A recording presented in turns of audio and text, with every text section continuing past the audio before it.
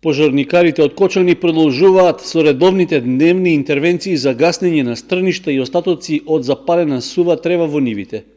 Гасењето на огнот најчесто е оттежното поради непристапноста на теренот, а дополнителен проблем создава и ветерот кој неконтролирано го проширува просторот што гори. Токму неконтролираното палење е причина во средата попладне да биде предизвикана и материјална штета на деловен објект и овошни лозови насади во атарот на тракање. Случајот го потврдија и од полицијата.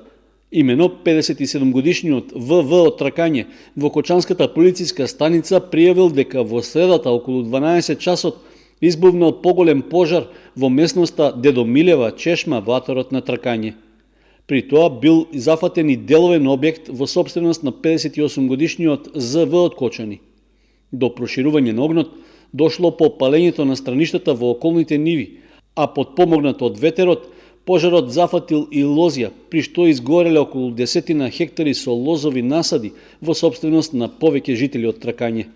На терен излегла екипа на територијалната противпожарна единица која успеала да го локализира огнот, а увид на местото на настанот направил и инспектор од Дирекцијата за заштита и спасување. Пожарникарите и лично им укажуваат на земјоделците за опасностите што можат да ги предизвикаат со неконтролираното палење на страништата и остатоците во нивите.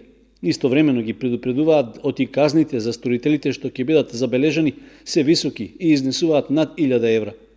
Појавата за палење на земјоделското земјиште се повторува секоја сезона за време на пролетните подготовки за сеидба, а слично на настанот од средата и во изминатите години имаше поголем број случаи кога од неконтролираното ширење на пожарите изгореа повеќе лозја и овоштарници.